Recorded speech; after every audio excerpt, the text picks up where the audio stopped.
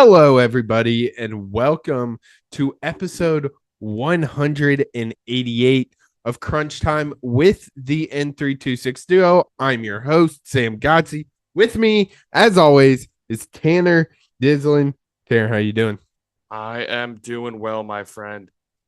Pretty good weekend of sports. Good for us. I had a pretty good weekend. Uh, I guess good on the football Good on field. the gridiron for Good sure. on the college football field. Yeah. Um, Yeah. Yeah. Iowa with a pretty big win. Big one next weekend should be pretty fun. But all around good, man. Pretty Yeah, good. man. We got a lot to talk about in episode 188. Tanner, where we starting? I say let's start how we started last episode and go on the diamond a little bit and update with the MLB playoffs. Yeah, let's hop right into it on the diamond. Obviously, MLB postseason going on. Last time we were heading into some pretty important game fives. In the ALDS, the Mariners beat the Tigers 3-2. Tariq Skubal pitch for the Tigers. Didn't get the win. Talk to me. Yeah, no one got the win until the 15th inning in game That five, was as insane. this was a marathon and it was so awesome. It's one of those where, like, I get the Ghost Runner because I get the purpose because one of those in June would just suck. Oh, yeah. But then, in the same, like in the playoffs when it's win or go home, 15 inning, it rocked so hard. And then the game winning hit was from Jorge Polanco, who is putting together quite a couple of weeks Yeah. because two games have been played in the ALCS, and he has showed up there as well. In game two against Tarek Skubal, he hit two solo home runs off of him in that game to allow Seattle to win game two, which was huge because Skubal on the mound, Detroit won game one. Seattle could have been in a pretty big hole, but Jorge Polanco stepped up, got the walk-off hit in the 15th inning on Tommy Canely, the Tigers reliever. So it was a pretty awesome game, but shout out Leo Rivas. The Yeah. guy came off the bench for Seattle in a 1-0, or excuse me, in a 2-1 game. Got a huge 2-out hit down the line, scored the tying run, sent it to extras, and then we went back and forth. Clutch double plays, unclutch at bats, all of the above. It had it. It was so awesome. Yeah, it was absolutely electric. To be honest, I completely forgot about that it going into 15 innings because of how crazy the CSs have been.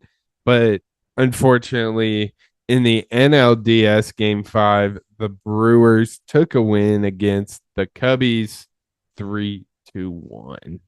What a bizarro world we live in because the entire season when we went on the diamond, we talked about the Cubs. It looked like the best team in the Central until the Brewers really turned it on, and became really the best team in baseball. But what did we say the formula was for the Cubs? Hit, hit, hit, and hopefully the pitching Yeah, will keep the opponent at bay long enough. Hopefully you can outscore your opponent. Well, in a winner take all game five, they held the the Brewers to 3 runs. yeah. And you'd like to think that is enough to win the ball game, but the offense just did not show up. And that was the case for a majority of the postseason, Sam. Yeah, it was a very sad way to go out. The bats just weren't there. The pitching, like you said, was there, which hasn't been the story all season, but it was just a very slow burn till the end.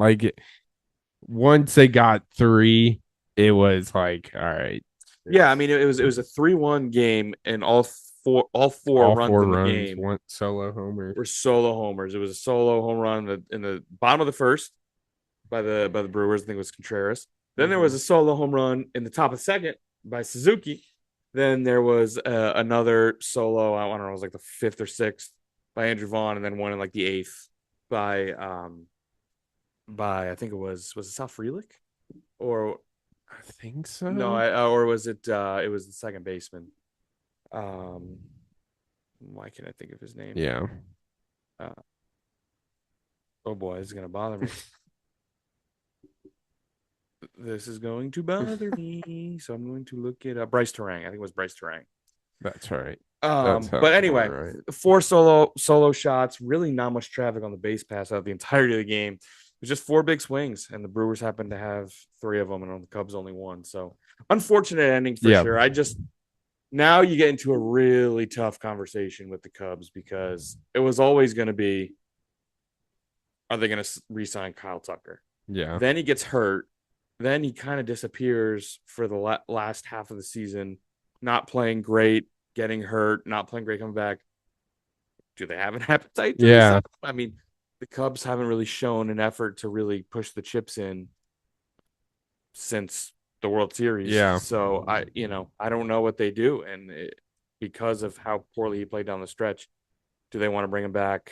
If they don't, there's obviously a big hole in the lineup that was so good for them in the beginning half of the year. Mm-hmm. Corner outfielder, key slugging spot. I don't know. It's going to be interesting conversations in Chicago. Yeah, that is definitely going to be the story of the offseason when it comes to the Cubs. But we'll go back to the ALCS Mariners. Which I actually think game 4 of the ALDS between the Blue Jays and the Yankees was the night we recorded. So I don't think we actually even talked about how the Blue Jays officially eliminated the Yankees. Yeah, I think you're right. Game 3 was the crazy Judge home run. I think we may have talked about it on the episode. Yeah, because that was a weird camera. Yeah. And then it was the crazy home run. It's like, oh, did the momentum of the series shift? Not really. Next game, No. the Blue Jays just came out and won 6-1. And it was a Blue Jays bullpen game, too. It was a game you probably would have thought the Yankees would have scored some runs. Didn't. Only scored 1. And, yeah, the Blue Jays took in 4, which, as dominant as the first 2 games were, and then as dominant as game 4 was, they looked dominant that series. Yeah. Yeah, they did. But they've been on the struggle bus. In the ALCS, Mariners took game 1 3-1, and then game 2, the Mariners really opened it up 10-3. Talk to me. I just want to know what happened to the Blue Jays offense. I mean, this was literally, when I tell you, this was the best offense in the playoffs. Games 1 and 2, I think it was 10-1 in game 1, and then 13-7 in game 2 of the ALDS versus the Yankees. Like, they were mashing the baseball. Even the game they lost, they were up 6-1 in that game. I believe they lost 9-6 or something. Yeah. And then they won, I think they won 6-1 in game. So like 10, 13, 9, no, 10, 13, 6, 6, right? That's 23, 20. That's 35 runs in 4 games. 9 runs a game. Yeah. About just under 9 runs a game. And now they've scored 3-1. Yeah. The Mariners pitching staff is very good. I would consider the Yankees pitching staff to be a strength of theirs as well. Max Fried and Carlos Rodon did not have it versus the Blue Jays. But my takeaway from that was like, man, this Blue Jays offense is relentless. Yeah. Well, not for the Mariners, because the Mariners pitching staff has gone into Toronto, shut down the hottest offense in the postseason, and they're swung a little bit of a bat themselves. I mean, in game 2, like in game 1, obviously, that was Gausman on the bump for Toronto. It was kind of an offensive struggle both ways. 3-1 final score. Game 2, you have Julio with a 3-run home run in the first inning. Then later, Jorge Polanco, who we mentioned before, he hit another 3-run home run. Like, the Seattle Mariners offense is very deep on paper, and it really struggled to find its way against Detroit. But if they find their way, and Julio is hitting, and Eugenio Suarez is hitting, and Josh Naylor is hitting, I think he had a home run in the game as well. Like, they can score with the best of them when they're right. So, yeah, they're returning home. They're the night of recording on Tuesday. They're off.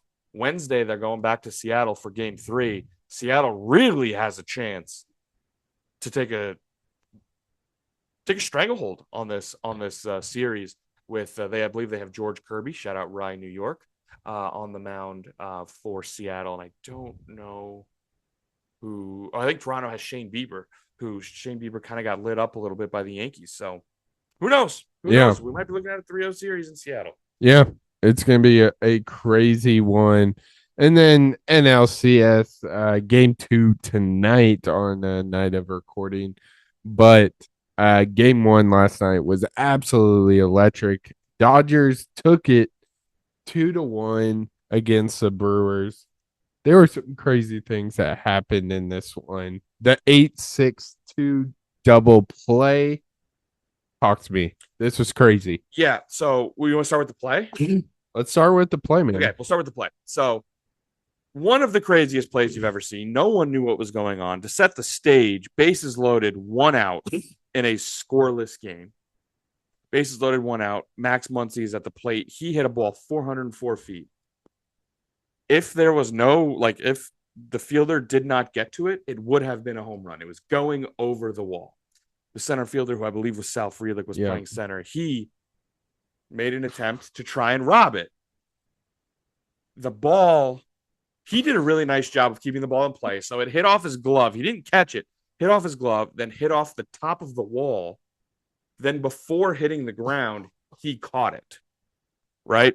Uh-huh. So that, the rules of baseball, once it hits the wall, it's no catch. No catch. Yeah. It is a ball in play that has not been caught. Because it never hit the ground, the runners weren't quite sure what to do. And Sal Frelick, very heads up, as soon as he caught it, he fired it into the infield. Yeah. So the runner on third, I believe, was Teoscar Hernandez. He waited till he caught it, and he was going to either advance if it wasn't a catch or tag up if it was a catch. But he got a late start because he had to wait, and they were able to throw him out at home because it wasn't a catch. So, and when bases were loaded, so the play at home turned into a force. Yeah. It wasn't an advancement on the that was a force. Yeah. So all they had to do was touch the plate, which they did before he slid across. It was a bang bang play, but they got him out at home, and the runner on second didn't know what to do, so he just kind of stayed at second. Mm-hmm. And then after they got out at home, they ran over and they touched third base, and he was out at third. Thus, your 8-6-2 double play. Crazy. That was and no one knew what to do. Everyone was standing there, and the umps got it right. Yeah, they got all in all. They got it right. Dave Roberts was pretty upset because I get it. Base runners, they react on what the umps do, so he wasn't caught it. The umps didn't make a call, so they didn't know whether or not to. That's a fair argument, but bases loaded, 1 out, turning into a 404-foot double play. It's crazy. Yeah, went down in the box score as a 404-foot grounded into a double play. And I keep going back to the fact, if Frelick did not get there, if he was a step slow, it was a grand slam. It was going over the wall if nothing stopped it from doing that. And it turned into a double play. Yeah. Yeah, that craziness. That was probably, there is another play which we'll touch on here in a little bit. But I do want to shout out Blake Snell, starter for the Dodgers. Just absolutely raking. Had 8 innings pitched, 1 hit, was absolutely dusting the Brewers offense, one of the hottest offenses all year, it seemed like. Do you agree with him getting pulled? I know his pitch count was getting up there, but he was wheeling and dealing. You never know what those conversations are like, because there's a very real chance he went in and said, "Coach, I got nothing left." Yeah, which is possible. I mean, he threw 115 pitches. Yeah, some 105 plus. Yeah, he threw triple digits. Yeah. I would have loved to see him finish it. He was literally mowing them down. Yeah, it was like the old Bugs Bunny cartoon when he throws one pitch and then like 4 people swing. Yeah, they simply could not touch him. One hit wasn't hit well at all. Dominant stuff. Now he has been on another level this postseason. Sam, he's started 3 games, won all 3, pitched 21 innings. In 21 innings, guess how many hits he's given up? 1. It's a little more than 1. 4. 5. Damn. Sorry, 6. Damn. I can't count. Trash. 6. 6 hits in 21 innings. 4 of them were in his first start, by the way. So his last 2 starts has been one apiece. 6 total hits. Guess how many earned runs in 21 innings? 3. 2. Oh my God. 2 earned runs. That's, by the way, that's good for less than a 1 ERA. Yeah. And guess how many strikeouts in 21 innings?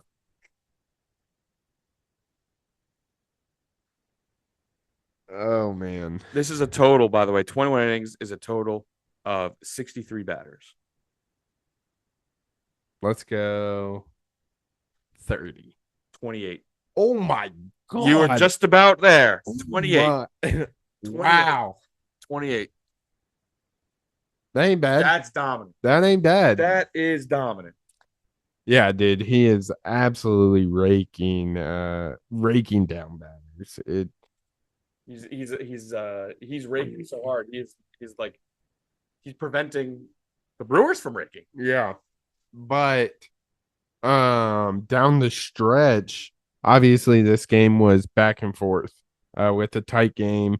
Freddie Freeman hits a solo home run in the 6th. I want to say kind of puts him up 2-1. Tanner, the Brewers had a chance late. I want to say, yeah, it was 2 outs in the bottom of the 9th inning. Bases loaded. I can't remember the pitcher's name, but he has had a great postseason. This was kind of his first struggle. Yeah, this was Roki Sasaki, the Japanese phenom, one of 3, by the way, that the Dodgers have, who had really struggled. He came in as a starter. He's electric stuff, throws 100 plus with zinc, wipeout slider. He had struggled starting this year, so the Dodgers bullpen is also one of the worst in baseball. So in the wild card series versus the Reds, he was just like, "Hey, this guy struggled starting. Let's just put him in as my closer." Yeah, and he threw like 6 innings of no hit ball. There you go. Was like, oh, this guy might be pretty good as a closer. Yeah. So he came in. He struggled a little. Yeah. He did not look sharp. Walked a batter. Gave up a double. And then they went into Blake Trinan. Yeah. Who Blake Trinan was one of the best relievers in baseball last year. Really struggled this year. Was a main reason why their bullpen was one of the worst in baseball. He almost probably should have given up that lead. He should have. But we're talking about the Bryce Terang at bat. Bases loaded, 2 outs.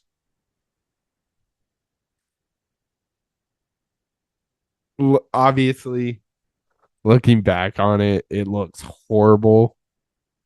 Personally, I don't blame him. It's impossible. It's impossible. It's impossible. Okay, I'm glad we're on the same page there.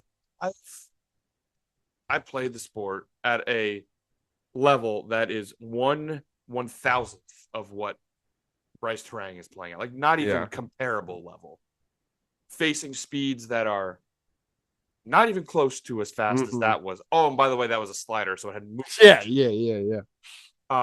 And pitches that are way slower than that are straight as an arrow right at me, that really wouldn't hurt.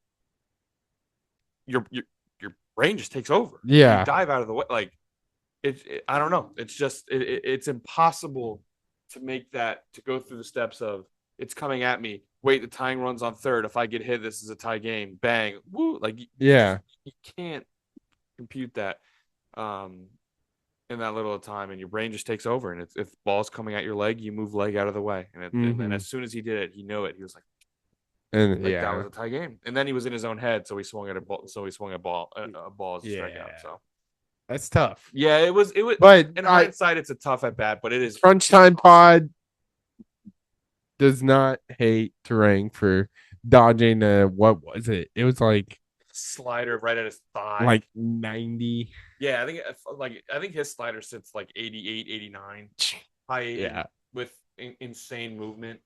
Yeah, it was a tough way to lose, no doubt, but it was a tough. It's hard to blame again because it was in his head right as he did it, and then the next pitch he was swinging at basically anything.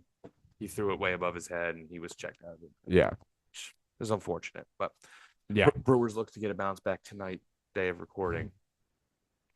Dude, Yeah. I hate that I'm like rooting for the team that beat us. Yeah, it's tough, It's dude. disgusting. This It is is worst case. honestly vile. This is this is worst case scenario for Cubs fans. Yeah. And for me, if it was Phillies and Dodgers, which I guess it was last series, Yeah. but that was still a division series, Hmm. so it was before it got real serious. But like Dodgers Phillies, I would probably root for the Dodgers. That's just how much I hate Philly. Yeah. But Hitler versus Stalin, like it's Yeah. Yeah. evil versus evil. So Yeah. I'm just my overall thoughts. Yeah, it's I saw this hilarious tweet. It was a picture of of it said the division series team, or excuse me, championship series teams. Yeah.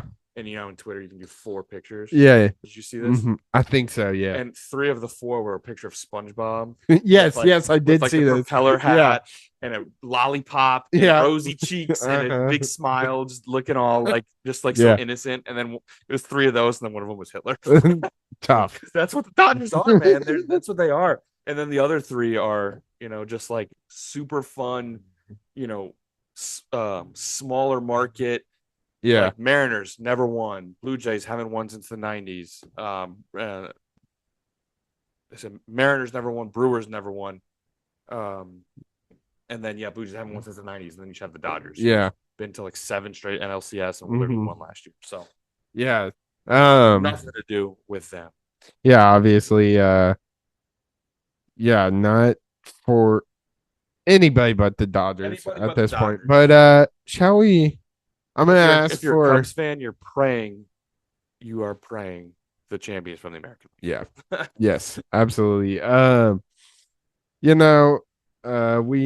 and Brandon made some predictions. You're still doing better than Brandon. I'd like to point that out. You have the Mariners still alive. Brandon, so he had 2 of the ALCS. He had the Mariners and Dodgers. But he had both of them losing to the Yankees and Padres. Padres eventually win. You still have the Mariners. Right? That's it. Yep. So that leads me to this question. Who's going to be matching up in the World Series? Right now, it's really hard to go against the Mariners. Their pitching is set up. I mean, they went game 1. They went with Bryce Miller, who hadn't started a game in the postseason yet. Was great. Game 2, they go Logan Gilbert, who's their ace, or at least healthy ace. That was on short rest. He pitched great. All right, I wouldn't say great, but he's a little bit back and forth. But he gave him a quality start. Obviously, the bats showed up in that game. And now game 3, you're going back home. You have George Kirby on regular rest, who's he's probably your number 2 on regular rest, versus you're looking at the Blue Jays 3, who did not give up a good outing against the Yankees. So I think the pitching advantage favors Seattle in game 3, and they're home. So, that's a really good spot to be in. And then on the other side, I love the story of the Brewers. They're not dead by any means. When you have a guy that has so far this season, this postseason, just been an automatic 7 innings, sometimes more, of 8, 9 strikeout, 1, 2, 3 hit, no earned run ball. He's undoubtedly, it's set up where he went game 1. He's probably going to go game 4 and then again game 7. So if he gets there, he's going to be making 3 starts this series. I just don't see a way in which the Brewers are able to pull that off when you got to face Blake Snell probably 3 times. Yeah.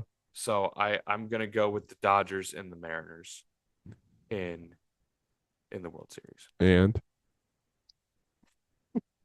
I'm just like, it's one of those things where anybody but blank, Yeah. anybody but the Dodgers, it's gonna be the Dodgers. It just is. They're relentless. Yeah. The only thing we have to hang on as Dodgers haters out there is that their bullpen sucks. Yeah. Their bullpen is terrible, but then they just threw one of their starters who pumps 101 with sink and has a nasty off speed and a 6 split piece, and you'll just throw them in for an inning and you don't stand a chance. Yeah. Yeah. It seems It's just like the Dodgers are the inevitable, but literally anybody else. That's great. It's the Thanos thing. I am inevitable. The Dodgers are inevitable. Yeah. Any last thoughts on the MLB postseason? Oh, dude, that's just been awesome. It's been so good. I think it's such a good spread because it's so great to watch a team that you passionately hate and are rooting against, like the Dodgers, and then I did that with the Phillies and Yankees before. Like, it's so fun to have that, but then also on the other side where you're just like so happy with the matchup. Like, I don't think I could have imagined a better ALCS. Yeah. And where I legitimately do not care who wins, because it'll be awesome if Toronto wins and it'll be awesome if Seattle wins. I genuinely do not care who wins out there. 100%. So it's been an awesome ride, and just please, for the love of all things, anybody but the Dodgers. Anybody but the Dodgers. We are on the same page there, Tanner. But shall we hop on to the gridiron? I think so, man. I think so. Let's hop into Saturday's action. Big time matchup in the SEC. Alabama beats Missouri 27-24. Now, Tanner, there's a lot of talks about this Missouri team, specifically Bo Pribula, and a lot of conversations about Ty Simpson. Talk to me about their individual performances. Obviously, Ty Simpson gets a win, but Bo Pribula did not look like the quarterback we all thought he was. No, he did not. Bo Pribula had a rough game, which is shocking to me. I thought he was going to come out ready to run, and I thought obviously both of us picked Missouri with this game. Tough. But even when he played like crap, they still almost did. Yeah. But yeah, just like quarterback comparison, the yardage won't wow you either way. But you know what will? 23 for 31 for Simpson versus 16 for 28. So just completing passes at a higher clip.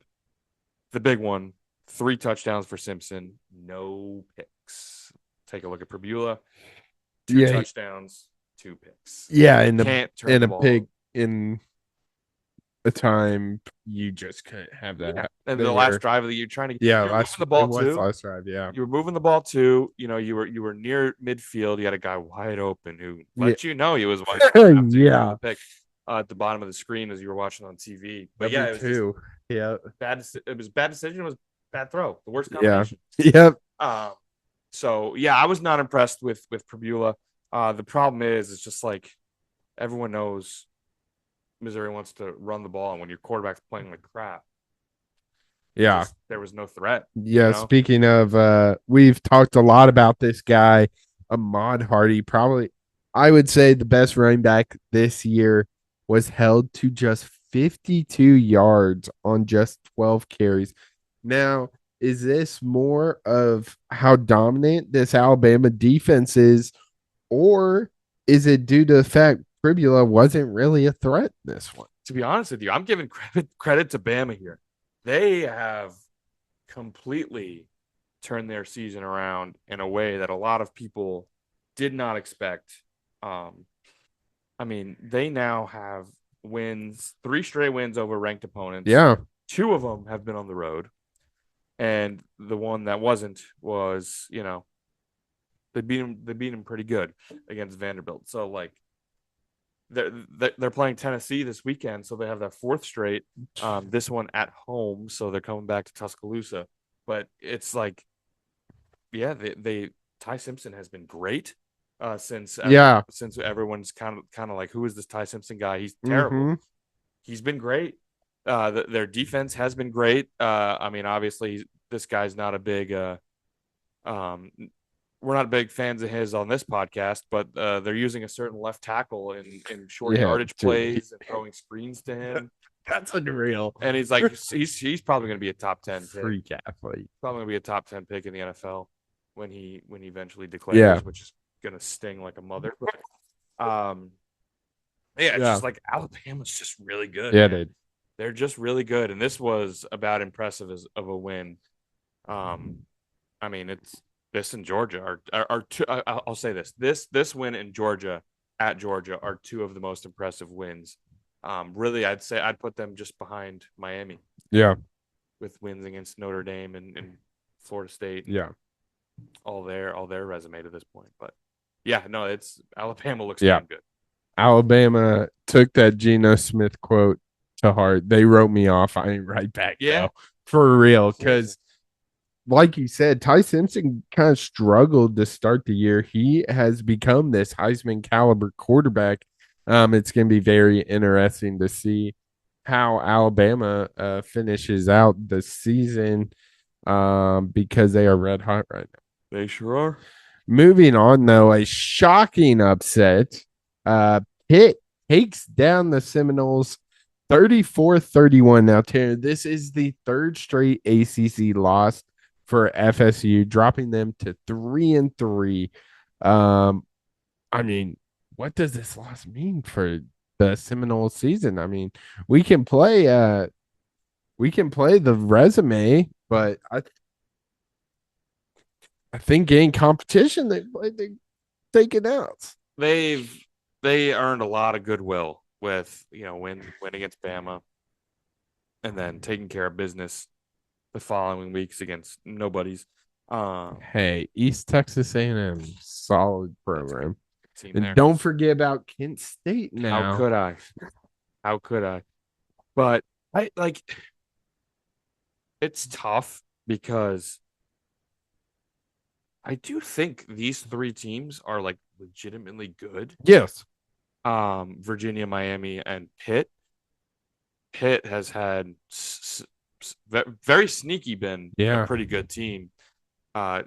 Choked a huge lead against Louisville, who I think is also okay. Yeah. But anyway, I think these three teams, none of them are bad. None of these are like ultimately am I like that's a terrible loss, but like you can't lose all three. Yeah. You just can't. You need one. And to me, Pitt at home is the one where you need it to have it. So, yep. It's not good. I mean, the rest of their schedule is bad, but like I think at this point, with the way the ACC is shaping out, I mean, at this point you have a one-loss Virginia. Miami is like the second best team in the country. Is probably going to be undefeated. Yeah, you're probably not making the ACC championship game, and with that, I think your playoff spot's gone, and you're looking at some random bowl game on December 29th. Yeah, is what it's looking at to me. I think a team. Speaking of ACC and kind of how that has shaped out, you forgot to mention the number 12 team in the nation, Georgia Tech. Boy, did I ever. Silently. Undefeated Georgia Tech. Silently winning football games. I mean, they beat Clemson. They really don't have the greatest resume to begin with, but winning is winning, and they can't seem to be stopped. But Georgia Tech, that Clemson win was a good win. That was obviously we know like now they've kind of entered free fall, but they weren't in free fall at the time, and they needed that game, and Georgia Tech went out and beat them. So I completely forgot about Georgia Tech. Shout out Haynes King, Texas A&M legend. Yeah, gone to Georgia Tech and has been sneakily a very good quarterback for them. Yeah, in his tenure there. So shout out Georgia Tech, shout out Virginia, shout out Miami. Like the ACC might be better, might be better than we thought. Yeah, might be better than we thought. Hand up, the top of that conference is probably better than we thought. But I think Florida State has just entered a second, maybe third tier of the conference. Yeah, absolutely. Moving on, though, we have Washington State keeping it close with Ole Miss, end up losing 24-21. Now, Tanner, this game was a battle. I think Ole Miss entered as 20, 30 point favorites, 32 something and a half. crazy. Um, 32 and a half. Washington State had a chance to win this, Tanner. And they get the ball late in the game and they start handing the ball off. Now, does this loss fall directly on the coaching staff? Like, because I remember that they were on their own side of the field.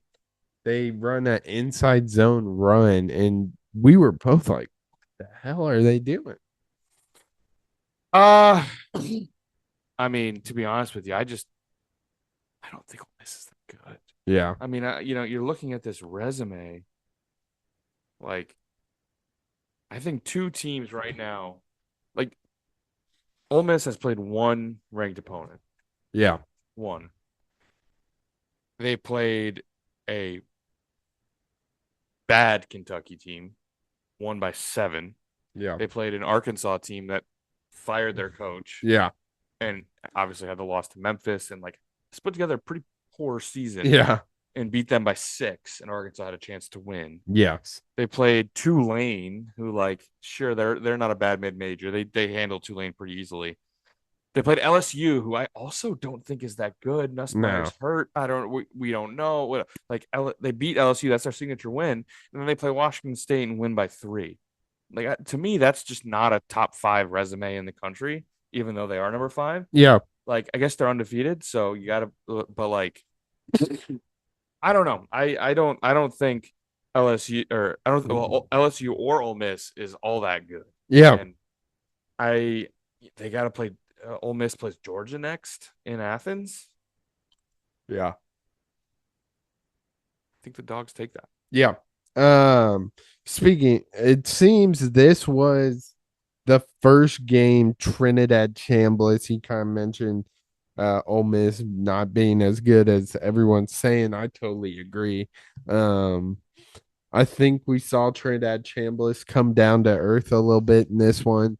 Ole Miss was very inconsistent, struggled early on offense. I think they went for it on the red zone, missed some field goals, fumbled on like their first Yeah, couple it was drives. ugly. It It was was just ugly. ugly. Um, so you think Ole Miss just might not be I good? just don't think they're that good. Yeah, right now, if we had like legitimately had to power rank teams in the conference,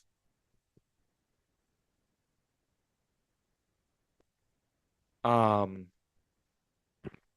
here we go. I'd probably put them like number 5 or 6, 4 or 5 maybe loosely. I mean, who are we definitely putting over Ole Miss? Let's do this real quick. Uh, Alabama, Bama, Georgia, Georgia, A&M. A&M. Um, like I'm not putting LSU. Obviously, they beat LSU.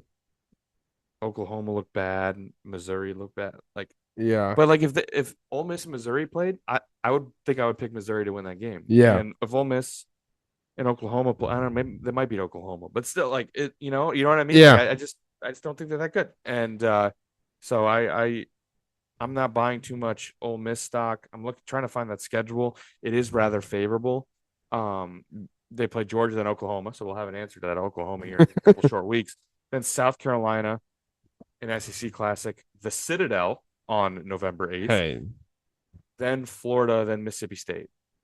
So that's that's a yeah, favorable that's a schedule. favorable. They might find their way in the playoff because of that schedule. Yeah, They also might lose to Mississippi State. You called that. yeah, You heard that here first. But yeah, I don't know. I don't think they're that good, and I think they might be the 4th or 5th best team in the yeah, conference. yeah. I Which agree. is crazy because they're number 5 in the country. Right Yeah. now. Speaking of, a lot of people had this team on their cards of might not be that good. But boy, did they prove all the haters wrong because Indiana walks into Eugene belt to ass. Now, some of you might say, Sam, they only won by 10. Tanner, this game was not really close. If it weren't for the careless Mendoza pick six, Indiana single handedly takes care of this game. Does this victory validate Signet's culture change? Obviously, Indiana is not a historic program. I mean, is Indiana elite? Does this validate? This validates it tenfold. This is the win. You know, like we talk about, oh, that's a good win. No. This is the win in college football. We talk about what's the best win. Is it Ohio State over Texas? Is it Oregon over Penn State? No. This is the win. Indiana going to Eugene, to Outson Stadium, beating down the Ducks, like you said, should have been 30-13 because of a pick six when the offense had nothing on. That Indiana's defense is nasty. Yeah. Fernando Mendoza is awesome. Their running game is awesome. This team is awesome. Yeah. It's awesome. And like this is a legit college football team. This is a legit college football program. And with current head coaching vacancies, I'm so curious on how this will play out. I am so curious. But my God, something about Curt Cignetti and the Indiana Hoosiers just fits, and this team rocks. Rest of their schedule is looking pretty light. Yeah. Michigan State, UCLA, Maryland, the hapless, coachless Penn State Nittany Lions, Wisconsin, and Purdue is how they finished their year. Yeah. So we very well could be looking at an undefeated Indiana versus an undefeated Ohio State in the Big Ten championship game, and that will be must see. Yeah. Two words in the words of Charles Barkley. Two words: must see TV. Yeah. Oh, Charles. Yeah, dude. I think that Iowa game was the perfect wake up call for Indiana. They looked absolutely dominant. We all know their offense. Mendoza again be a top 5 draft pick. But the defense is what I want to talk about. Led by Aiden Fisher, Rolaja Hardy was absolutely dominating, holding Oregon to only 64 yards in the second half, sacking Dante Moore 6 times in the game. That defense was absolutely stifling an electric Oregon offense. Indiana's legit, man. The win. And that's what just makes it hurt so much more because I think, like we've said a million times, a healthy Gronowski, that's probably a win for Iowa. Yeah. Which, who knows if Iowa wins that game? Does this still happen? Who knows? But it's crazy. Good teams find a way to win on days when they don't have it. They obviously did. And then on days where they kind of do have it, they go BTA to the, at the time, number 3rd ranked team in the country on the road. Yeah. It was insane. Speaking of Iowa, let's talk about that true belt to ass on Wisconsin. Go down to Masson. The big boys were cooking. They had what, 1 touch, 2 picks, something like that. Yep, two defensive lineman picks, 2 D line picks. We got fumble recovery in there. We made it extremely uncomfortable for Wisconsin and that offense. Simple question. Luke Fickell, hot seat. Where we at? Oh, that seat is I can't believe he's still head coach. An inferno. I can't believe he is still head coach. The only thing I would say, like at this point, you're not going to make a hire halfway through the year. Might as well let him finish. What am I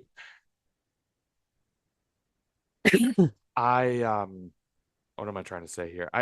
If Luke Fickell is the head coach of the Wisconsin Badgers come, let's say January, yeah, I will be floored. Yeah. Floored. Not just shocked, not just appalled, floored. Yeah.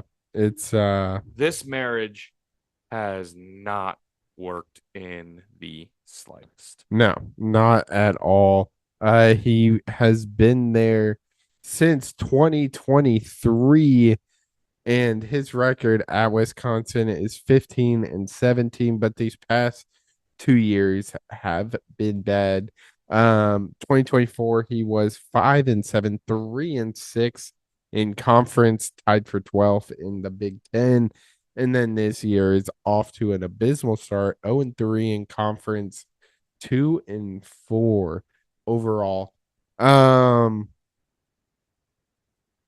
can we say that his system has utterly failed? Yeah, I think you absolutely do. You ran a high powered offense with Desmond Ritter, who was getting Heisman votes and was drafted in the NFL draft, and you try and bring that to a Big Ten West team who's hasn't really had a.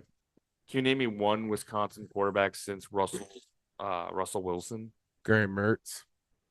Yeah, okay, Graham Mertz. Yeah, ball knower. Graham Mertz, who inexplicably transferred to Florida because they watched him play it, and Wisconsin was like, "I want that." Yeah.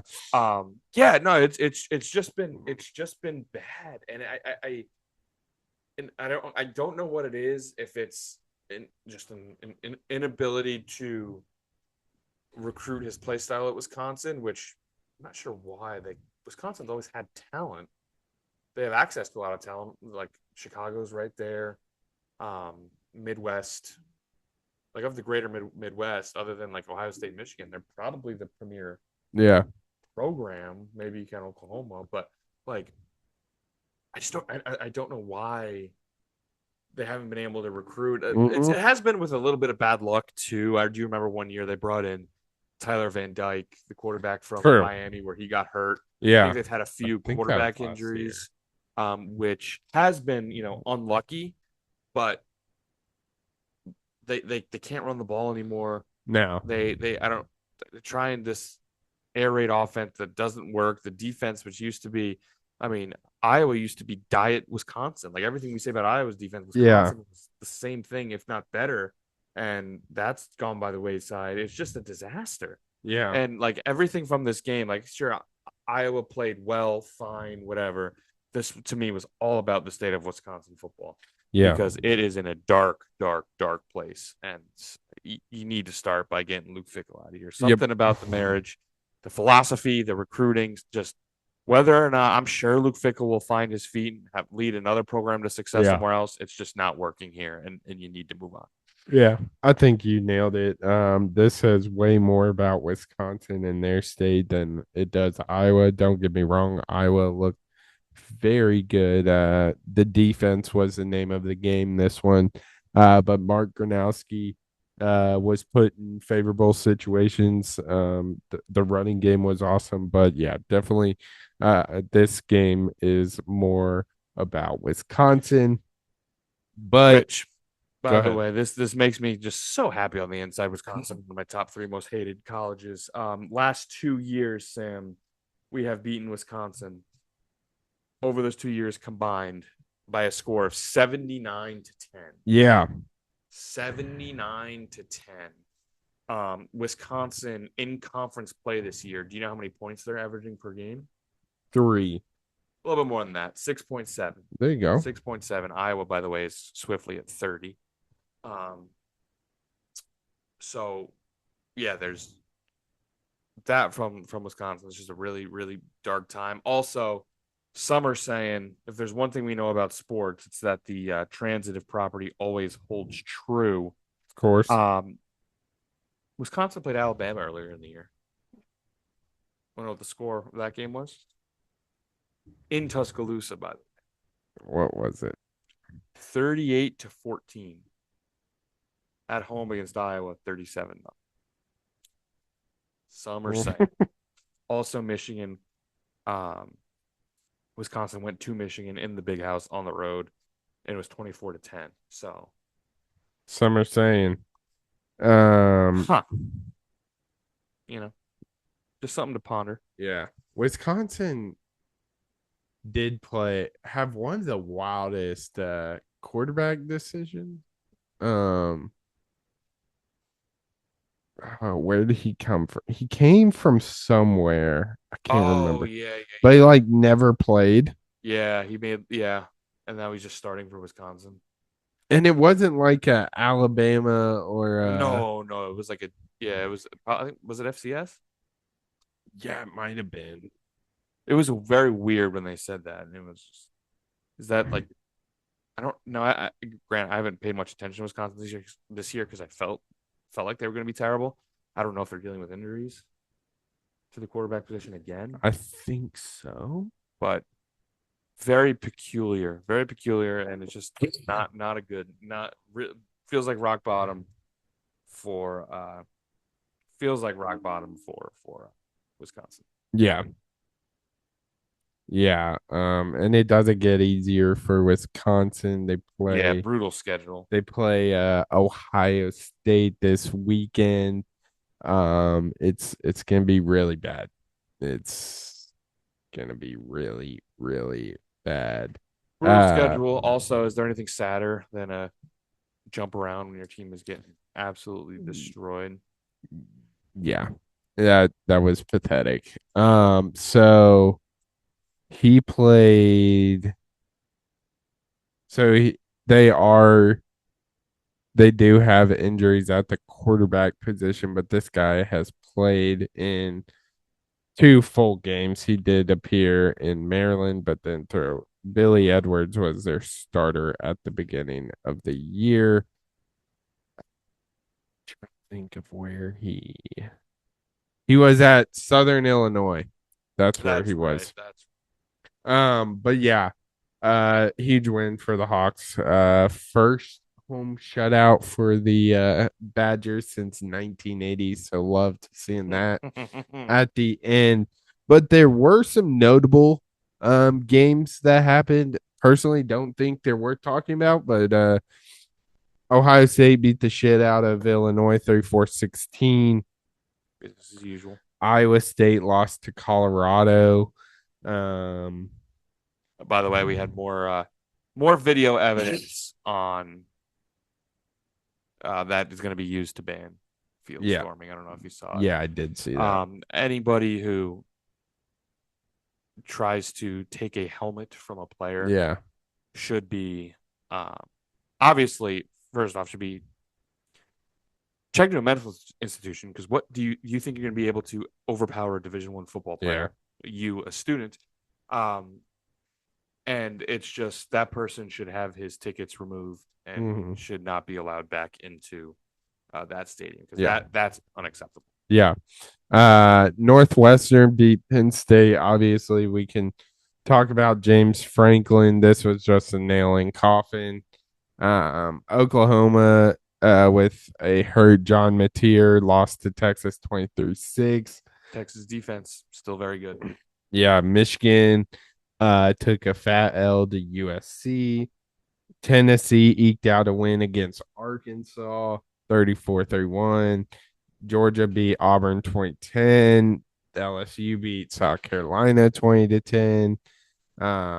Arizona State got absolutely smacked by Utah 10-42. Is there any of those games you kind of want to talk about, or should we move on to the Sunday slate? I mean, I guess a few things. USC, I Oh, and think. BYU beat Arizona 33-27 in OT. That's the last one. Yeah. So, a few things I think Iowa State, Yeah. their seasons took a turn.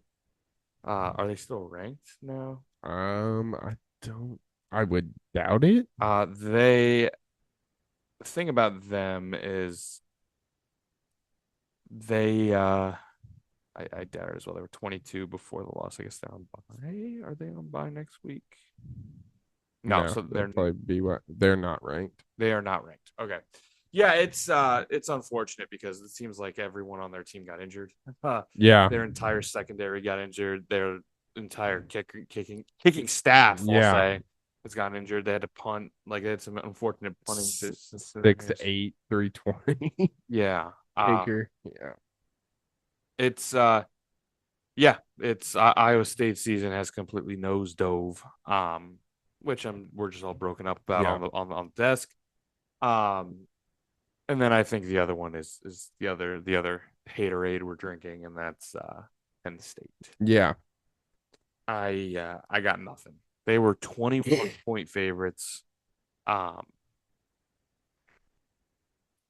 the other ones were like at least somewhat explainable.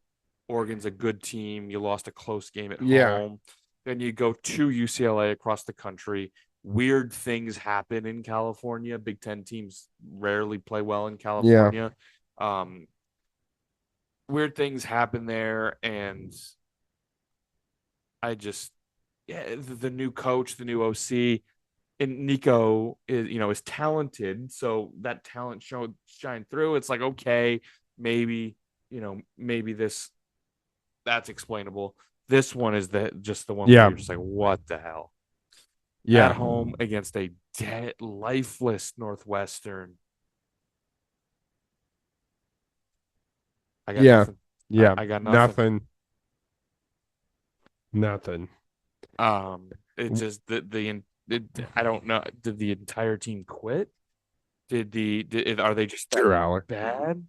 Drew Aller, who's now out for the season, are they? That seems like a save face type of move. I have no idea how injured, if he is at all. Sam's looks like No comment. looks like he's got the tinfoil hat already Yeah. made. Yeah. But James Franklin's now on the unemployment line because they decided So good. this was the last straw. I get it.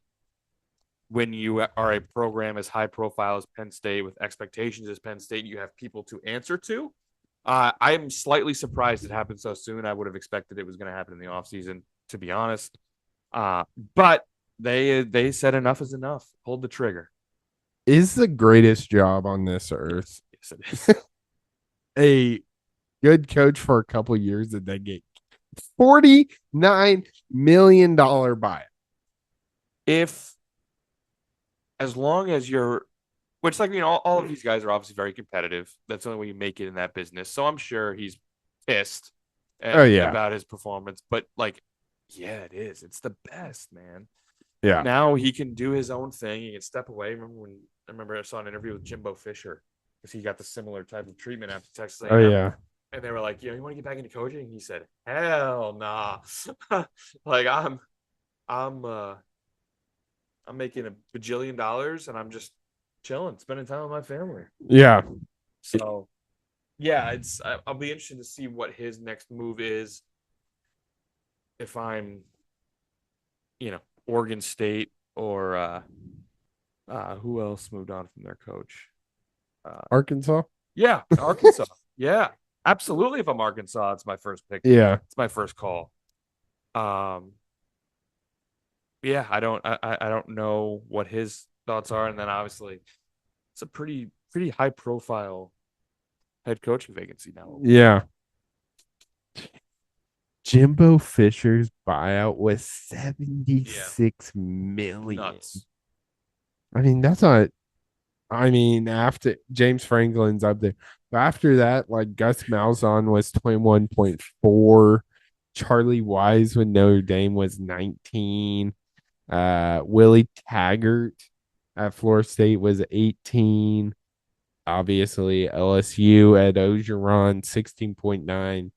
Yeah. I don't think he's gonna be unemployed for a long time. Do you think he gets like one of those Power 4, like down on their luck Power 4 program? Or do you think he does like the Lane Kiffin? He goes to like FAU or FIU, whichever one he went to, and takes it over and like builds up a stock, beating up on FC or on a group of 5 teams, and then he tries to get back another high profile job. There's no way he goes to like coordinator, right? I don't think so. I think he would. I think he goes the Lane Kiffin route, and he'll get a job at like. Who just fired their coach? Somebody just fired him at a small school. Smaller, I should say. They fired Trent Dilfer. Yes. What school is that? Oh my gosh. UAB? Is it Yes. UAB? I think it might be UAB. Trent. UAB fired Trent Dilfer. Um, UAB. Yep. Yeah, so that could be an option. There you go. But like again, I don't know if he wants to go all the way out to Oregon State, but Oregon State would be like Yeah. you finally have a conference. Your competition is going to be Washington State, Fresno State. Like Hmm. it's not Power Four, but it's essentially Power Four Yeah. because it was forever. And or Arkansas will be another great one. Obviously, you gotta contend with the SEC at that Yeah. point, but Yeah. And he's they're obviously won. I mean, he had a great stint at Vandy. they're dealing with a pretty significant buyout as well with Pittman, but we'll see. Shall we move on to Sunday slate though? I guess the only thing, if we're still talking about Franklin and Penn State, would be candidates for Penn State. I've been seeing one name. I've seen one name consistent. It's one name very Big Ten. consistently. Big Ten. Yeah. Matt Rule. Yep. Is That's what what I've I've been seen. saying. I guess the consistent thing I've seen is obviously your first call is Kurt Sigma. Yeah. Rumor has it he hates Penn. He's from like Western Pennsylvania. Oh, really? I know that. He's from West Pennsylvania, but like for some reason he hates Penn State. One of us. Yeah. Right. Me too, man. But I think he doesn't. Rumor has it he doesn't like it. So, and obviously things are going so good with Indiana. Yeah. I don't know why you would leave there. Yeah, I've seen that one. Obviously, I've seen Matt Rule is a popular one. Matt Those are kind of the Rule's two names I've been number one seeing. realistic one. I like. Okay, like I don't.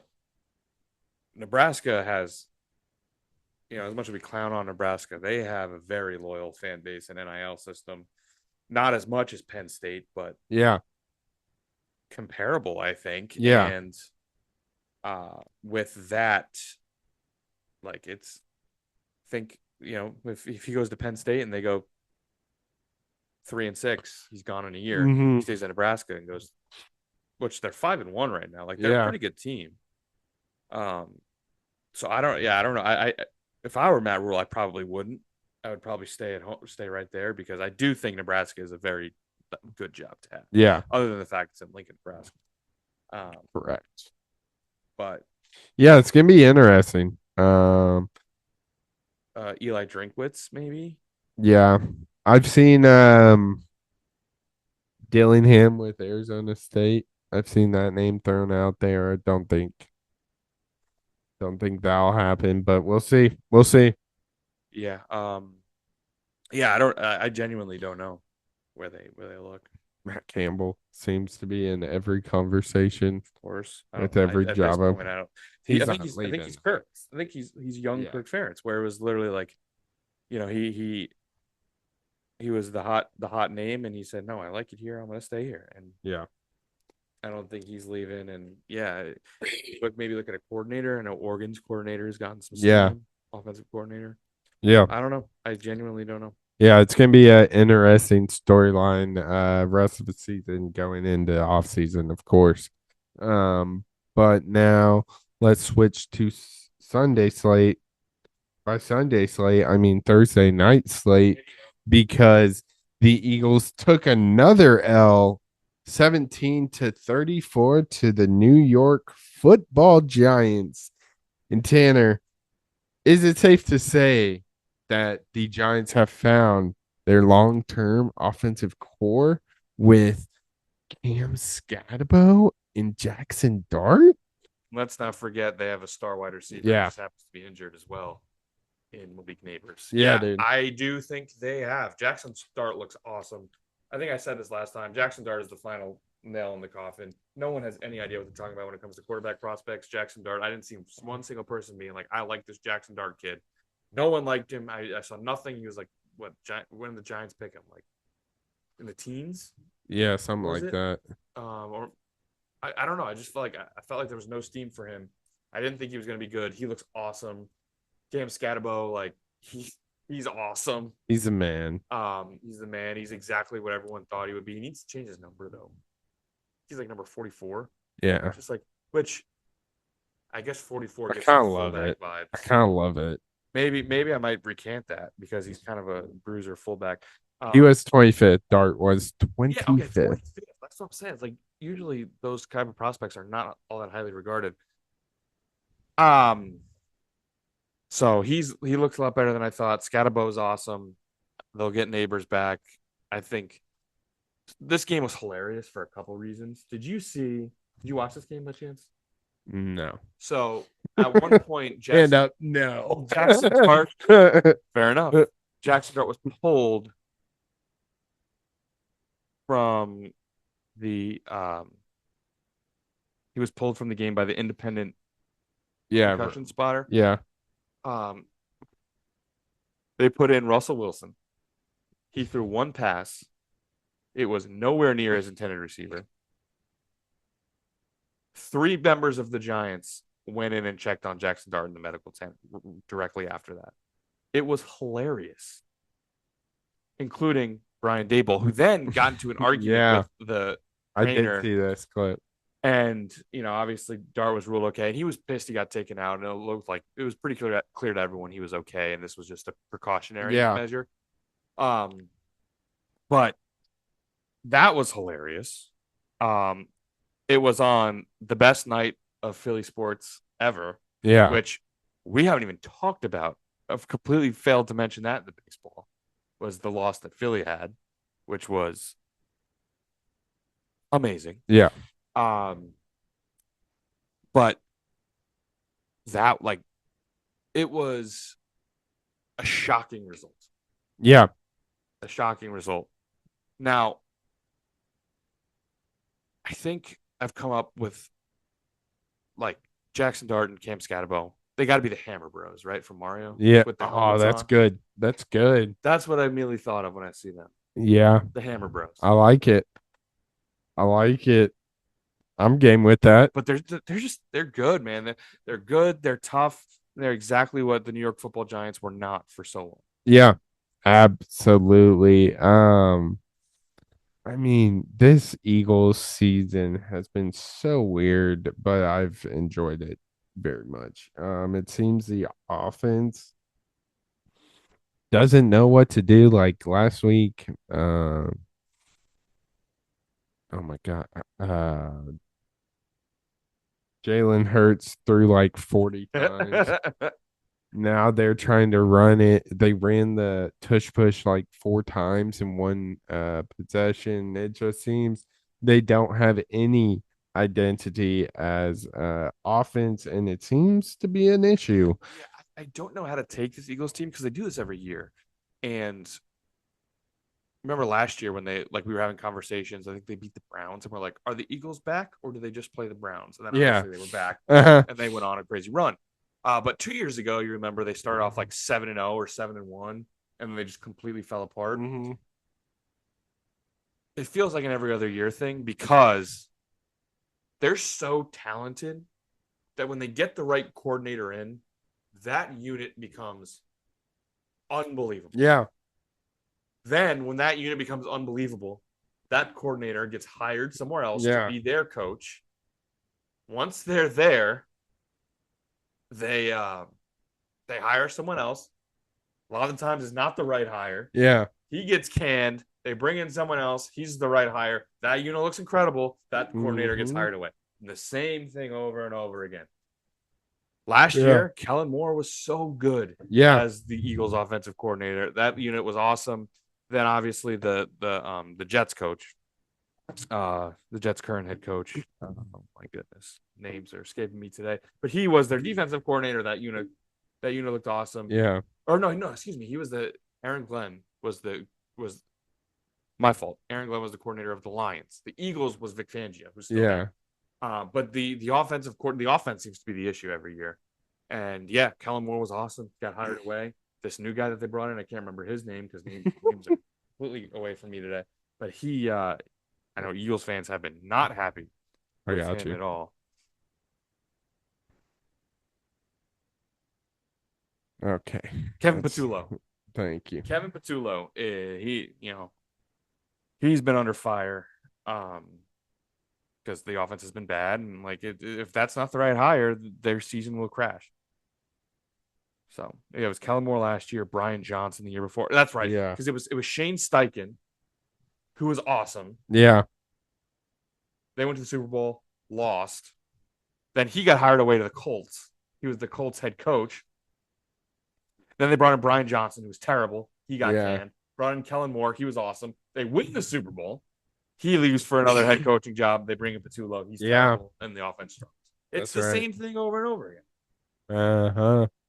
Yeah, it's going to be interesting. Oh, man. Excuse me.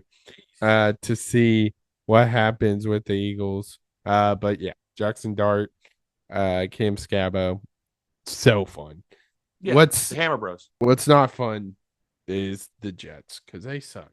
They are terrible. And that's all I got on the Broncos Jets game. Minus 10 net passing yards. Justin Fields. Now I saw this argument. Yeah, Justin Fields. The team it's terrible. Anyone who is worth a penny is going to get sold at the deadline. Yep. Now, if the Jets go winless, can you bring back Aaron Glenn? Because I kind of like Aaron Glenn. I don't think any of this is his fault. But if you go winless, I mean, can you bring him back? How can you not fire him, or how can you not bring him back? You got you have to, but that seems almost like it's in the NFL protocol. Yeah, if you go winless, you have to be fired. But I can see the Jets being a good team under Aaron Glenn. I can. Yeah. It's just the roster is so bad. They were really banking on Justin Fields being that guy, and he just in fairness, that first game was awesome. This is true. This is true. But yeah, the Jets are just unbearably bad. What's so weird is they have talent. Breece Hall was one of the league's best running backs. Breece Hall's been very good this year. Yeah. Garrett Wilson's good. You can't get a single win 6 games. The quarterback is really bad. The defense, correct. I mean, the defensive front. The defensive front is not bad. The secondary is pretty bad. Yeah. I think Sauce has been on a pretty steep decline over these past few years. Focusing too much on the golf game. Might be.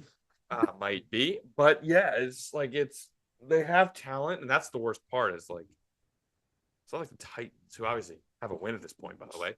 But they have a young quarterback. They're building something. They have someone who looks like he can be the guy. The Jets have talent that's just not winning. So they're gonna have the number 1 overall pick, and what do you do with it? Yeah. What do you do with it? Let's play a little fun game.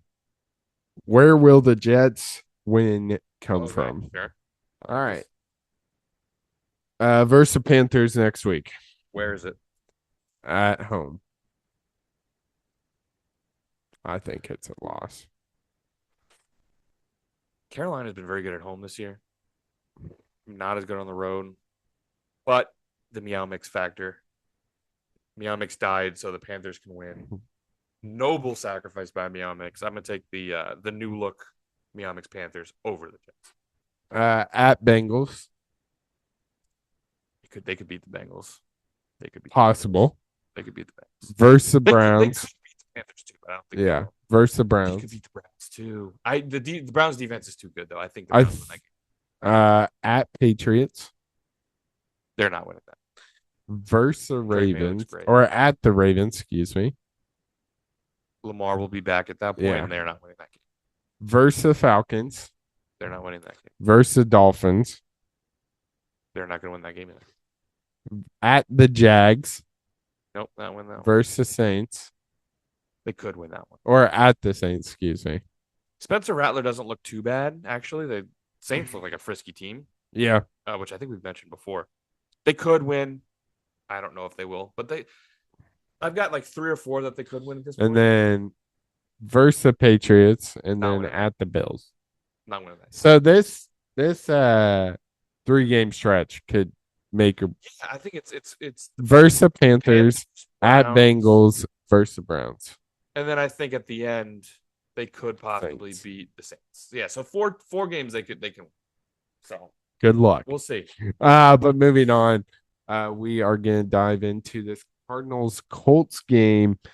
Colts eke out an ugly win. This game, I think the Colts were outplayed defensively. Is this ability to win those ugly games proving how good the Colts, or is it kind of like, oh, maybe the Colts aren't as good?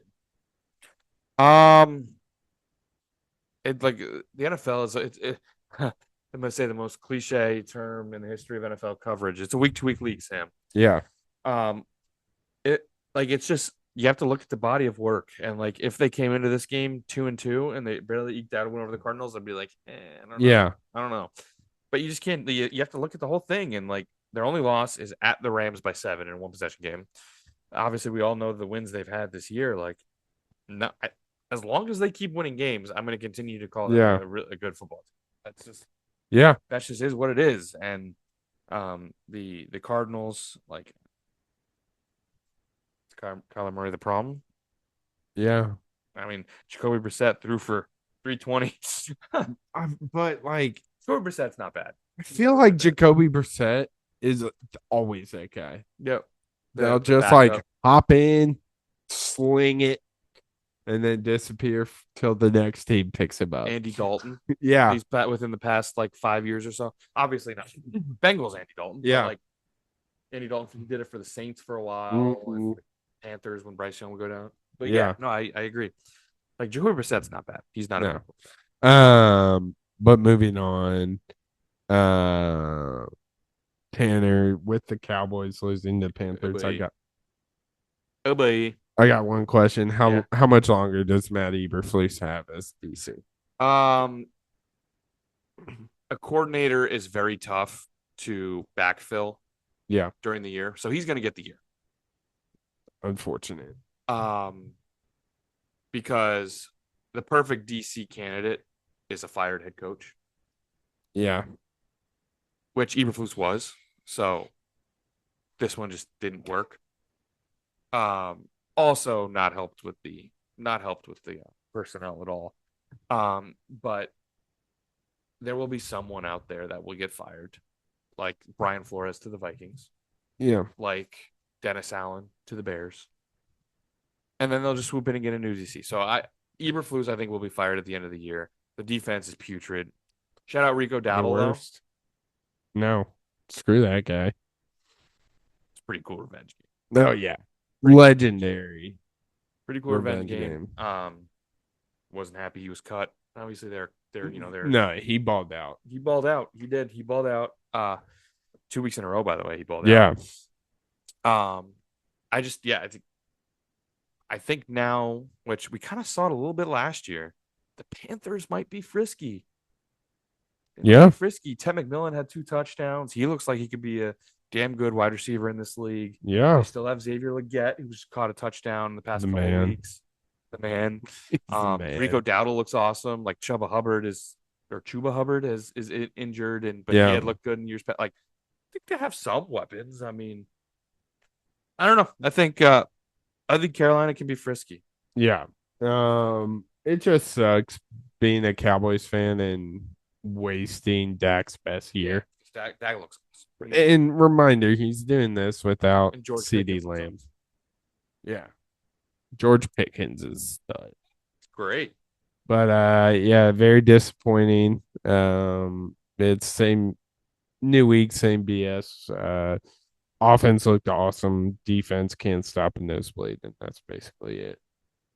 But moving on, Chargers eking out a surprisingly close game, 29-27 to the Dolphins. I think this game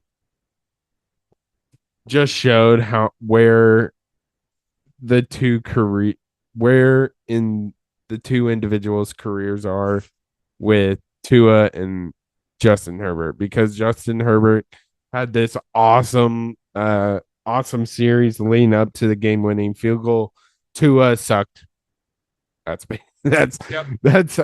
nicely 3 picks, led to 14 Charger points. Yeah, it was ugly for Tua in this one. Yeah, I mean, it's kind of a similar thing, I think, with the Colts, right? I mean, like at home, the Dolphins still have some talent. Like Devon A-Chain is awesome. Or A-Chain, excuse me, he's awesome. And like, I don't know, the Dolphins still have some talent. Um, so I'm not gonna come away with this like, oh, what's wrong with the Chargers? Yeah. Obviously, they desperately need Joe Alt. They do. Their season took a Yeah. turn when he went down. But you know, you found a way to win. You got out of there with the win. You're 4-2 now. Miami's 1-5. You leave there, So bad. and then you got to go play the Colts next week. So that's going to be an interesting game between the two. Yeah. Yeah, we might dive into that a little later. But Sunday night. Sure did. Now, I think it's pretty safe to say the Chiefs are back.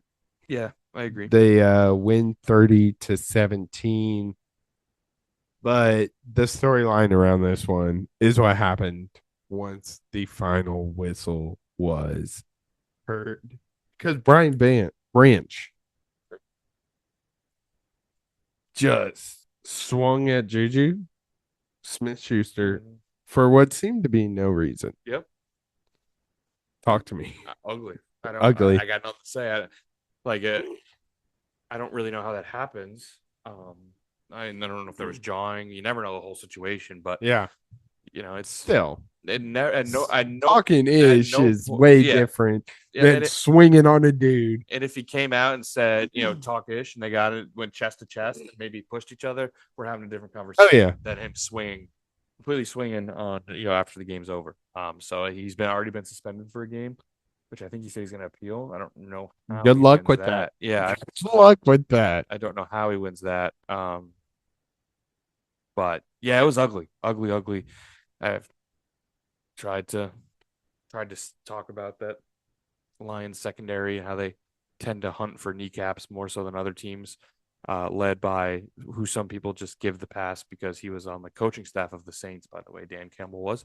And his introductory conference, he said he was going to bite off kneecaps. And quite literally, they have injured multiple tight ends ACLs over the past couple of years. But yeah, that was ugly. And that's, yeah, I just really despise the Lions secondary. I think they're dirty players. Yeah. So a little more, of course. Why would I be able to read this article for free, Tanner? Yeah, I got to pay first month 99 cents or something. Yeah. That would have been awesome. But speaking of Dan Campbell, he defended Brian Branch's character. Like, so. you got player. True. I get that. Well, he said at one point he said, like, we condone this action, but like, I have my guys back or something like that. Right? Well, this article would have been awesome to read because it was talking about what kind of ignited it, but guess not. Guess we'll never know. Yeah.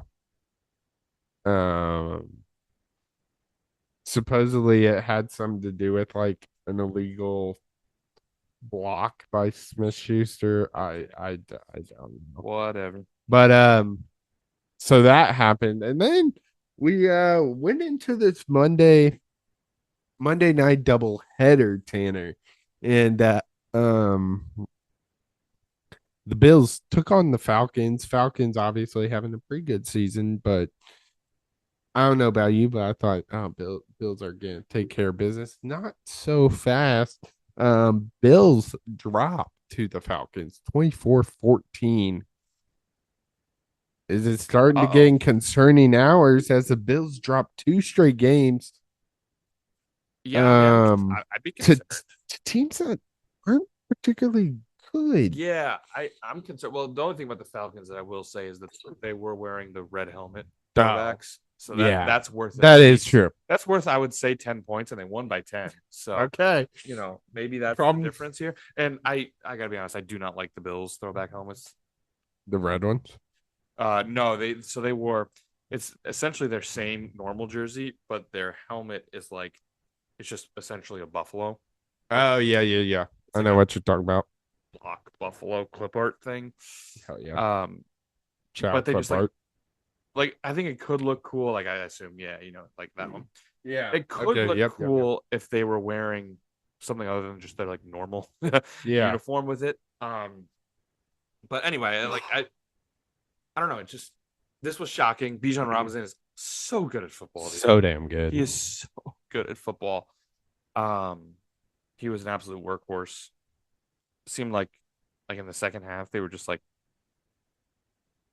doing whatever they can to get the ball. Yeah. Every pass was to Bijan. I get it. He's that good. He's an absolute workhorse. Drake London also played really well in Yeah. this game. 10 catches for a buck 58. They have weapons. The Falcons got guys, man. They Falcons look great against the Vikings earlier in the year. I Jeff Ulbrich, their defensive coordinator, their defense is playing well. Yeah. Except for that one. You look at the Falcons; they could be a really good spot if they didn't just completely melt down against the Panthers. For Yeah. no reason. Yeah. Because they would have beaten the Vikings, Commanders, and Bills in 3 straight weeks with a bye in between there, and then the Panthers would have been they would have lost to the Bucks by 3. So they have a close loss to the Bucks, win over the Vikings. The Panthers game is the one 30-0. Then after that, beating the Commanders and beating the Bills. So they could be working on a good resume. Yeah. Who would let up 30 points to Panthers? 30-0 is completely different. Yeah, that's crazy. But so that kicked off the Monday night action. And then we got the PMT Bowl, the Bears versus the Commanders. And the Bears win this one 25-24. Obviously, we can dive to the play-by-plays. What player played well, what player didn't. This game was back and forth from the jump. Was this more of a choke by the Commanders, or was this a statement made by the Bears? It's kind of a joke because the only reason the Bears were able to attempt the game-winning field goal was that fumble. How do you let it was pouring there. That's not an excuse because it's pouring for everyone. But yeah, it's they were getting ready to salt the game away. And in a key spot at about midfield with under 2 minutes left, they fumble. They being the Commanders fumble on just a botched handoff because he lost control of the football because it was pouring rain, and the Bears recover, march down the field, and kick a game-winning field goal. So the game came down to that fumble, and which obviously was, if it was a really good play by the Bears, a punch out, maybe it's wow, a statement made by this defense to get that turnover, but it was literally just a dropped football. So I mean, it's obviously if you're the Bears, you're ecstatic to leave there with a win. You're 3-2 now. Yeah, you're 3-2 now. The Commanders injury to Jaden, he's now back. You're not haven't figured things out yet. Looks like you might be in for a little bit of a letdown season off the NFC Championship game a year ago, which in general is to be expected with the proverbial sophomore slump. Yeah, absolutely. Any last thoughts on the NFL slate, man? I think we covered most of it. Steelers now 4-1, I think is worth mentioning. Obviously, beating the Browns isn't all that noteworthy, but a 4-1 right now. Talk about stranglehold. They might have a stranglehold over the North with the Ravens with no Lamar at rock bottom. And I would say the Bengals and Browns also at rock bottom. Bengals 2-4, Browns 1-5. Seahawks getting a big win over the Jags. Jags team after the signature win over the Chiefs a week ago. Seahawks march in there. Seahawks are another team that is really hard to get a read on thus far. Sometimes they look like the best team in the league. Sometimes they look like they are the worst. And then the Buccaneers get another big win over the Niners. Shout my guy Baker, dude. Now 5-1. Egbuka, though, injured his hamstring during the game. You have to What's be new kidding. with the Bucks? You have to be kidding. I think next week they're expected to be without Bucky Irving and Godwin. Mike Evans, I don't know what his. I haven't seen him being ruled out yet. He's been out for a few weeks. And then obviously, who knows what's going on with Igbuka because he missed the second half Yeah. of this game. They have Baker. As long as Baker's playing, I'm not counting these Bucks out. I saw there was a quote in after the game by a Buccaneers player that I thought was absolutely hilarious. I think it was worth mentioning. Tez Johnson, Yeah. wide receiver for the Bucks, caught a big touchdown pass. It was a bomb, great pass, even better throw.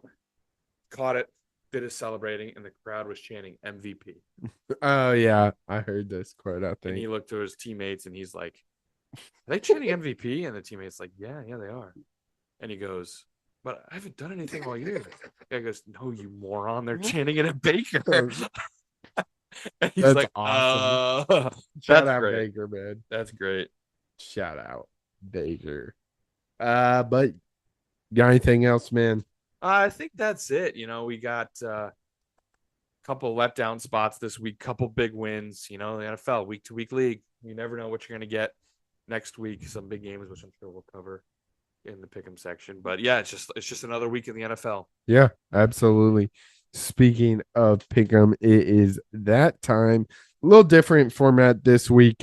We are actually going to be recording tomorrow on Wednesday with an old friend. So stay tuned for that as we welcome on our guest picker. And we now welcome on a familiar face to the Crunch Time crew, Keegan Turnbough. Keegan, how the hell are you doing?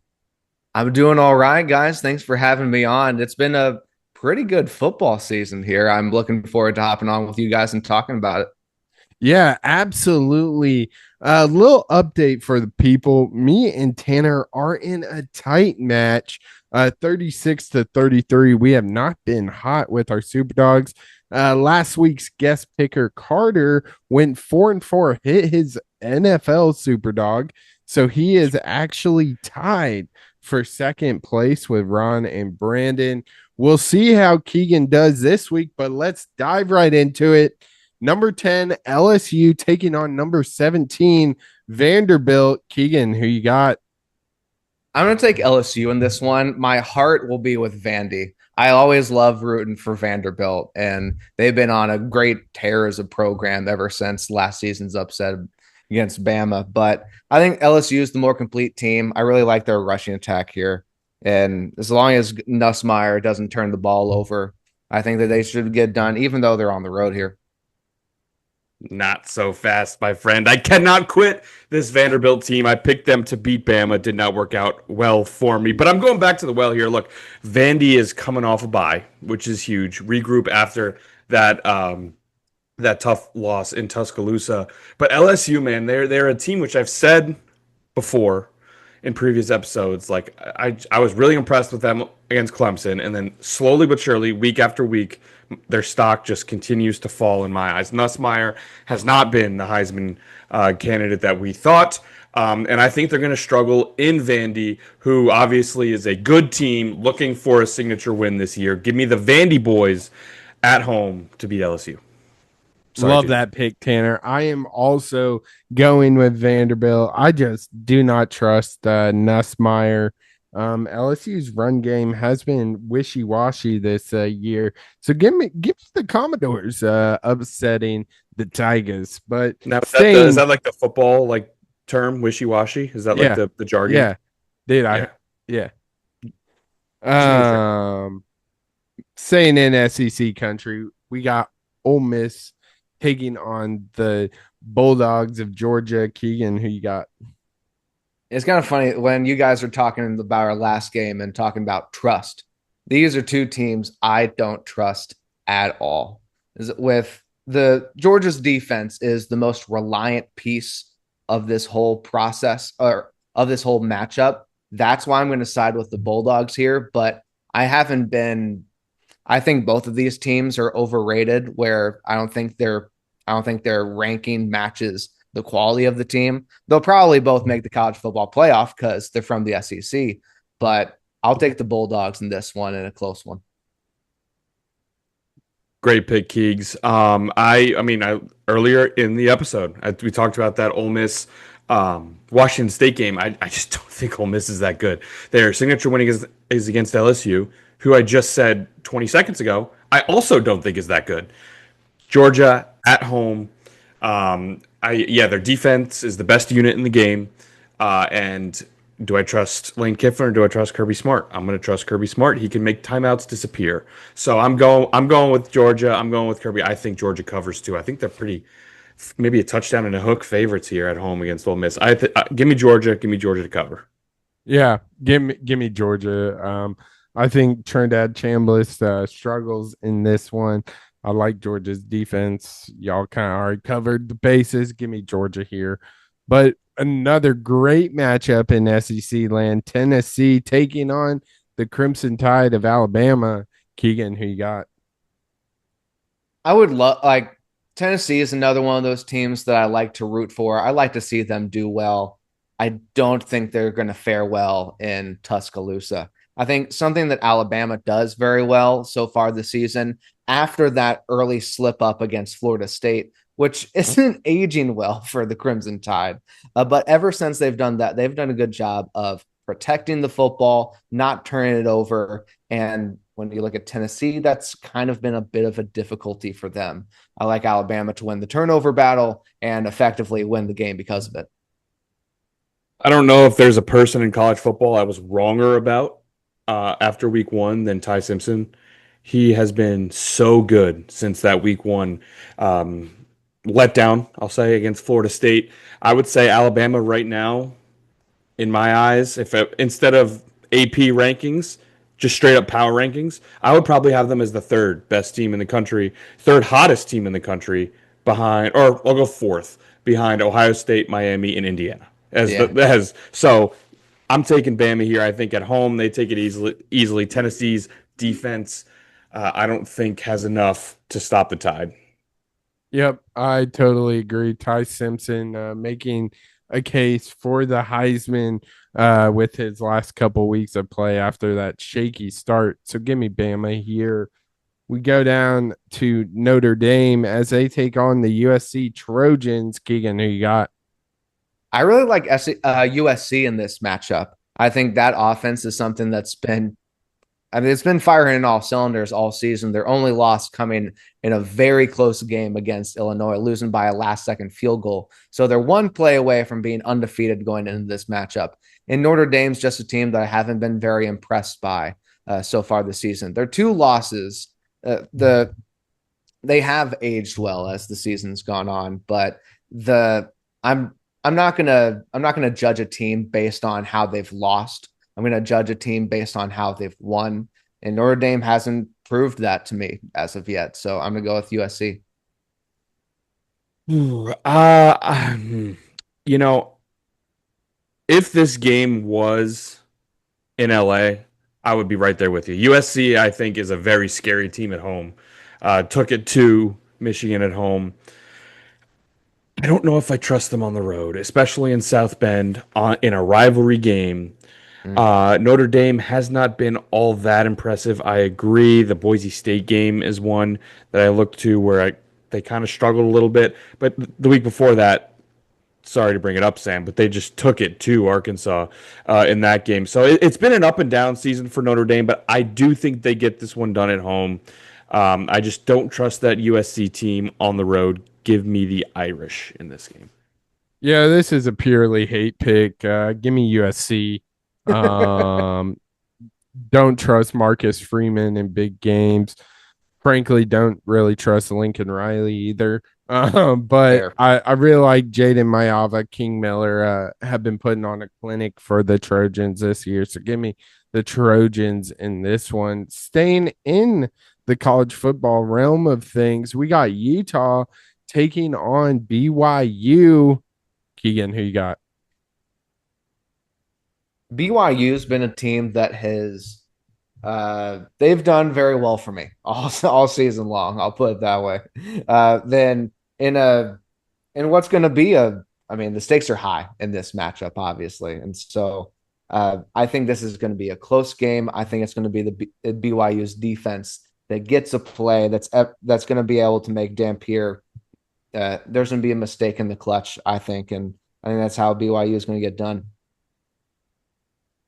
It's a great pick, Keegs. I tell you, these BYU Cougars, man, no one's talking about them. Haven't heard a sentence about them all year long. Bear Bachmeier, their quarterback, the quarterback who wears number 47, is playing great football. They're currently undefeated. And, big rivalry game. They've already got fans getting arrested for threatening to shoot opposing fans if they see them. I mean, that's what college football is all about. I'm going with BYU, the Cougs at home, baby. Yeah, I was trying to find a way to pick Utah to save the graphic, but I just can't. Bear Bachmeier is one of the more underrated quarterbacks in college football right now. And I think they are going to come into this game with a little chip on their shoulder as they are not getting the respect they deserve. So give me BYU as well. Moving on to the NFL side of things, we have Tanner's Vikings taking on the depleted Eagles. Tanner, we'll start with you on this one. Who you got? That's mean of you. Mean of you to start with me. Dude, the bye couldn't have come at a better time. We're still getting injury news because people forget in that London game, 3/5 of the offensive line was injured, including a third string at right tackle, and still ended up winning the game. So the offensive line is in shambles. JJ McCarthy, I think he's starting to get back into practice. The whole team is in flux. The Eagles haven't looked good. The Vikings are home. Screw it. Why not be an optimist? Give me the Vikings to win this one at home. Go to 4-2 on the season, which would be very happy with considering all the injuries sustained so far in the season. So screw it. Give me the Vikes. Yeah. I thought, if you'd asked me about this 2 weeks ago, it would have been very clear to me what what the outcome would be. But for some reason, all of a sudden, I'm in a pretzel with the way the Eagles have just fallen off a cliff. And then, I mean, Tanner, like you said, it's been kind of a turnstile for the Vikings at O-line and swapping out Carl Wentz there. See, he's done all right. He's someone that can get the ball out to their weapons, and I think it's going to be close because of the Vikings' high-end talent. I'm going to take the Eagles hesitantly. I think they find a way to bounce back here. Keegan, that's a great pick. I think this is the perfect opportunity for the Eagles to get right. Tanner mentioned the depleted offensive line. I think the Eagles defensive front gets to wins, causing him to be in some uncomfortable situations, and that's going to be the difference maker in this one. Moving on, though, we got a big matchup. Colts versus Chargers. Keegan, who you got? I'm going to keep riding with Indiana Jones and the Colts. The teams that the Colts have gone against so far this season, it hasn't been the highest of talents. I believe I don't have their schedule in front of me. I believe it's only one team with a winning record that they faced to date. But so this is going to be a true challenge for the Chargers or for the Colts facing the Chargers defense. But I think they're going to find a way to continue to shock people and get it done. It's, the offense has been to a historic start, even by the Colts standards. And so when you have an offense firing on that level, when it can compare to the Peyton Manning Colts in terms of points scored, that's how good the Colts have been. And I think they find a way to get it done.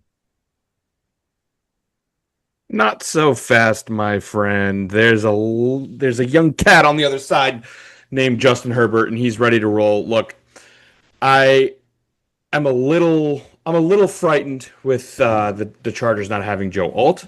He is that's seemingly when they went from one of the best teams in football to let's pump the brakes a little bit on this team. But they're returning home. The Colts, it seems like the magic might be starting to wear off. As you said, the schedule hasn't been great. A win over the Broncos that they probably shouldn't have won with that phantom leverage call, a loss to the Rams, and then last week, the Cardinals without Kyler Murray needed a late drive to win that game. I think the defense has struggled a little bit last week. I'm going to look for that to continue against the Chargers. So give me the Bolts at home on the back of Justin Herbert to get this win. Not so fast. Give me the Colts here. I just do not trust that offensive line of the Chargers. But final game we're going to discuss here, the Bucks taking on the Lions. Keegan, who you got? Isn't this going to be a fun one? I mean, Baker Mayfield is the leader in the clubhouse as far as I'm concerned in terms of the MVP race. And then, I mean, the Lions have been a team that's been a Super Bowl contender for the last few years. So both teams are a little depleted with some key injuries on both sides. My mind tells me to pick the Lions to bounce back at home, to focus in after that Chiefs loss. But despite everything that the Bucks have faced, they somehow continue to find a way to get it done and winning games when they didn't even have the lead for the entirety of regulation in some cases earlier this year. But I think Baker Mayfield, that offense is I think they're going to get it done in Detroit. Wow. Look, I do the same thing every week. Oh, they're too injured. They don't have Mike Evans. They don't have Chris Godwin. They don't have Bucky Irving. Igbuka got hurt. In the words of Gronk, it was Igbubu got hurt. That was bad. He didn't play in the second half. So every single week I pick against them. They're too hurt, and every single week they continue to win. Do I learn my lesson? No, I do not. Give me the Lions. I think they're just, I don't know. The offense is too good. I know they had a slip up last week in KC. KC, we all overreacted to their start, and they look like a really good team, especially at home so far this year. But I'm going with the Lions because I never learned my lesson. So, yeah, give me the Bucks, man.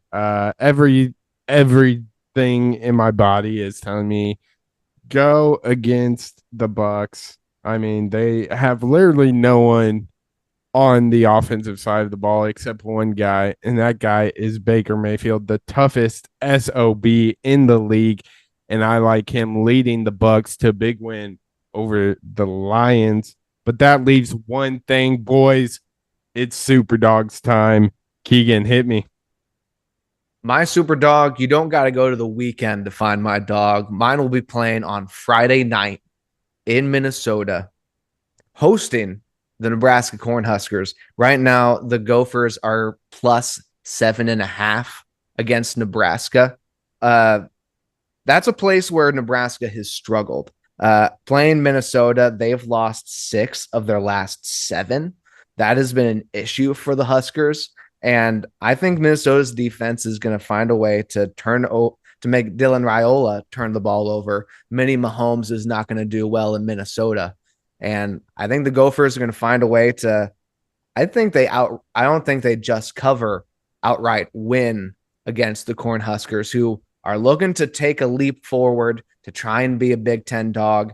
I think they overlook Minnesota and fall here. I don't hate that pick at all. But I'm gonna be honest with you, boys. I had one loaded up here. I was gonna double down on a game. All of us agreed on the winner. Scared the lights out of me. So I'm making a quick pivot. Now, I had looked at this game a little bit, and I decided that I was going to go with the other way.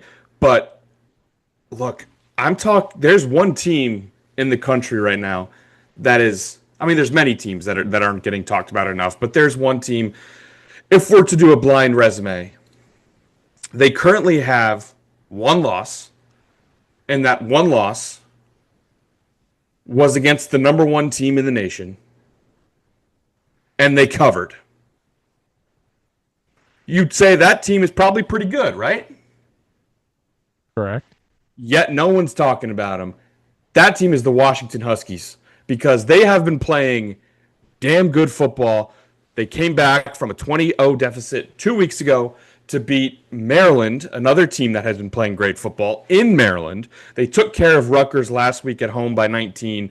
No one's talking about this Washington. Now, the time does scare me because they got to go to Ann Arbor and play Michigan at an 11 a.m. or noon local kick. Time frame does scare me a little bit with those West Coast teams. But Michigan has been a team I'm not impressed with in the slightest. They lost to Oklahoma earlier in the year. They played a dead Wisconsin team that they only won by 14 at home when we saw some other teams, maybe more high-powered teams in the conference, went to Wisconsin and beat them by 37. And I just last weekend went to the Coliseum and kind of got stuffed in a locker by USC. So I'm not impressed with Michigan. I think there's a lot of things going wrong there. So give me the Huskies to march into Ann Arbor and cover the 5.5. Yeah, I love that pick. The 6. Sorry, I'm taking 6. I can see that. Oh, I 6. saw 5. 6 is available on half. 6 is available on Fanatics Sportsbook right now. Oh, okay. Well, that was actually going to be my pick. So thank you, Tanner, for the last minute pivot. But I got one in my back pocket, and it's another team that no one is talking about. We talked about them earlier in this podcast, and that is the Georgia Tech Yellow Jackets are a 1.5 underdog to Duke. I love Georgia Tech. Haynes King is a name to be on the lookout for, one of the more underrated players in college football. So give me the Yellow Jackets. But Keegan, you got 11 points available. You think you're taking the crown over Tissue with 8. I mean, hey, I like my picks, believe it or not. So I say, why not? Love it. Well, thank you so much, Keegan, for joining the pod, getting back on and making some picks with us. Thank you so much to Keegan Turnbough for reappearing on the pod, one of the OGs of this pod. But that's going to wrap it up for episode 188 of Crunch Time with the N326 Duo. Make sure to comment, like, and subscribe on YouTube. Follow the podcast on X, TikTok, and Instagram at crunchtime_pod. But the clock has run out on this one, but we'll see you on the next one on Crunch Time. See ya.